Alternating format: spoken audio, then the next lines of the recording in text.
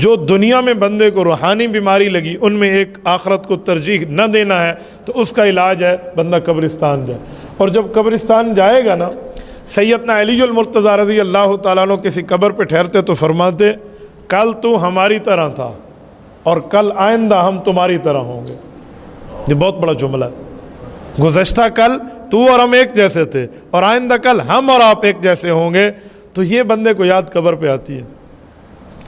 ہمارے ایک دوست ہیں، ان کے ایک جاننے والے مجھ سے ایک مرتبہ ملے. انہوں نے کہا استاد جی اسے ذرا سمجھائیں، ہر وقت گانے سنتا ہے، ہر وقت گناہ کے کام، ہر وقت بد نظری، بہت سی چیزیں. میں نے کہا یار اگر سمجھانا تھا تو اس کے منہ پہ نہ کہتے، اس کی عزت نفس متاثر ہوگی. میرے کان میں کہتے، علیحدہ کہتے، تخلیہ میں کہتے، پھر میں اسے کسی طریقے سے تدبیر سے سمجھاتا. انسان کے ایک عزت نفس بھی ہے تو اس کو ذلیل کر کے تو بندہ تبلیغ نہ کرے نا، اس کو عزت دے کر بندہ سمجھائے. بہرحال میں نے ان کو سمجھایا لیکن مجھے نہیں لگا کہ اس پر کوئی فرق آئے گا. میں فیس ریڈنگ اس کی کر رہا تھا تو میں نے اس کے دوست کو کہا کہ اب سمجھانے سے کام گزر گیا ہے، اللہ نہ کرے کوئی فوت ہو گیا نا، اسے جنازے میں بھی لے جانا اور تدفین میں بھی ساتھ رکھنا.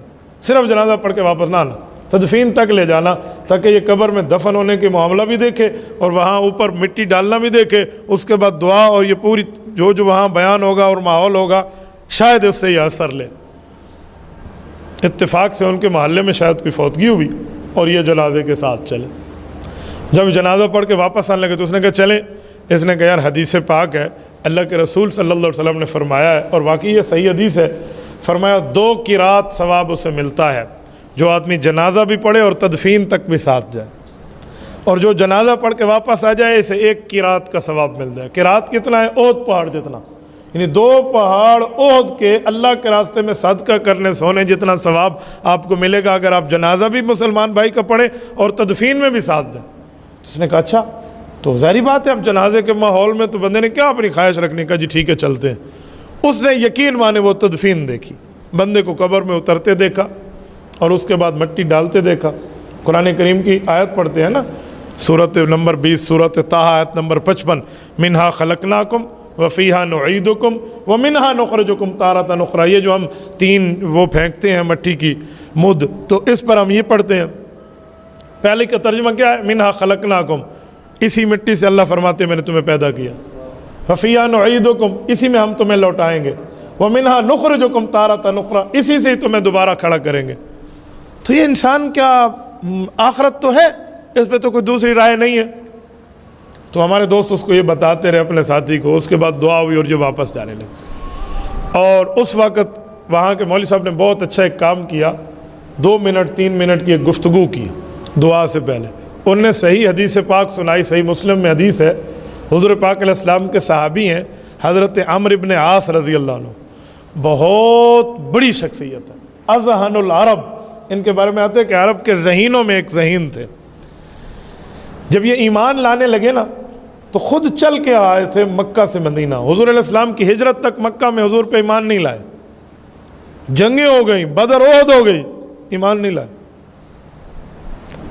یہ جب آنے لگے نا، خالد ابن ولید اور حضرت عمرو ابن عاص رضی اللہ عنہما اکٹھے آئے مسلمان ہونے کے لیے مدینہ. 500 میل کا سفر کیا ہے مکہ مکرمہ سے. تو جبرائیل امین حضور پاک علیہ السلام کے پاس آئے، کہا ہمارے پاک پیغمبر رب کریم نے آپ کو ایک خوشخبری دی ہے کہ آپ کے پاس مکہ مکرمہ کی زمین نے اپنے جگر کے 2 گوشے توڑ کے بھیجے ہیں. بڑے بہادر لوگ تھے، بڑے صاحب فراست بندے تھے. آپ علیہ السلام نے صحابہ خوشخبری سنائی اور یہ دونوں تشریف لے آئے.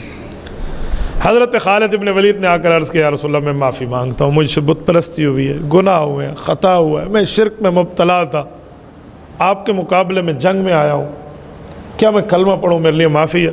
آپ علیہ السلام نے فرمایا الاسلام یہدم ما کان قبلہ، اسلام 100 سال کا کافر بھی لے آئے نا تو پچھلے سب چیز اللہ معاف کر دیتا. حضرت خالد ابن ولید نے کلمہ پڑھا اور گوشہ اسلام میں داخل ہو گئے. جب حضرت عمرو ابن عاص کی باری آئی نا، یہ کہتے ہیں میں نے دل میں سوچا تھا، کیا لوگ تھے، کیا ذہانت دی رب نے، کہ میں نے دل میں سوچا کہ اللہ معاف کریں گے، لیکن اگر آج میں رسول اللہ سے وعدہ لے لوں کہ ایمان تو لا رہا ہوں، گناہ میں نہیں کروں گا آج کے بعد، پچھلے گناہوں کی معافی کا وعدہ اللہ سے آپ مجھے لے کر کرائیں گے. وہی ہوا. آپ علیہ الصلوۃ والسلام نے ہاتھ آگے کیا تو حضرت عمرو ابن عاص نے اپنے ہاتھوں کو ایسے بند کر لیا. حضور نے فرمایا مالک یا عمر، کیا ہوا؟ کلمہ پڑھنے کے لیے بیعت ہو رہی ہے نا، ہاتھ. کہا نا اشترط، ایک شرط ہے رسالت مآب کے ساتھ. حضور نے فرمایا ماذا تشترط، کیا شرط؟ کہ شرط یہ ہے کہ گناہ گار بہت ہوں، غلطیاں کی ہیں، ایمان اس لیے لا رہا ہوں کہ آخرت کی زندگی برباد نہ ہو جائے، دنیا تو جیسے گزری. تو آپ کے رب کا وعدہ ہے کہ اللہ جنت دے گا تو بندہ خوش و خرم رہے گا، اللہ جہنم سے بچائے گا. کہا جی ہاں.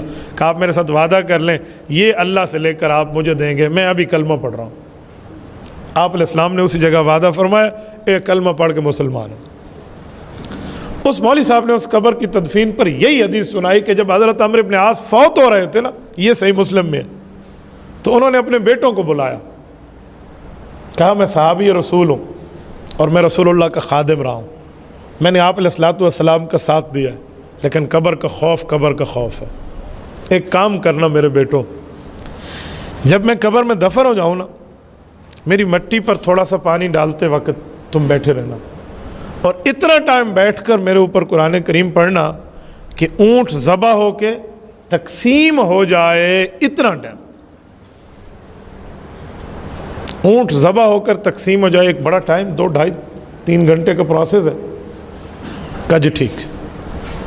ایک بیٹے نے پوچھا ابو جان آپ اتنے بڑے صحابی، اتنا بڑا درجہ آپ کا، یہ جو آپ نصیحت فرما رہے ہیں اس کی کوئی لاجک بھی ہے، کوئی وجہ بھی ہے؟ فرمایا جی ہاں. کہ رب کے فرشتے آئیں گے مجھ سے گفتگو کرنے، تمہارا اوپر بیٹھا اور ایصال ثواب کرتے رہنا مجھے طاقت اور امید دے گا جا کے میں ان کے سوال کا جواب دے سکوں. حتی استأنس بکم، صحیح مسلم میں امام مسلم روایت لائیں، بیٹھے رہنا. اسی لیے حکم ہے کہ بندہ سورۃ بقرہ پڑھے. بھائی عبدالسبحان کو اللہ جزائے خیر دے، ان کے والد محترم کا انتقال پہ میں نے ان تینوں بیٹوں کو کہا تھا، میں نے کہا تم حافظ ہو، خوش قسمت ہو، تمہارے والد دنیا سے گئے ہیں تو 3 بیٹے قرآن کریم کے حافظ ہیں.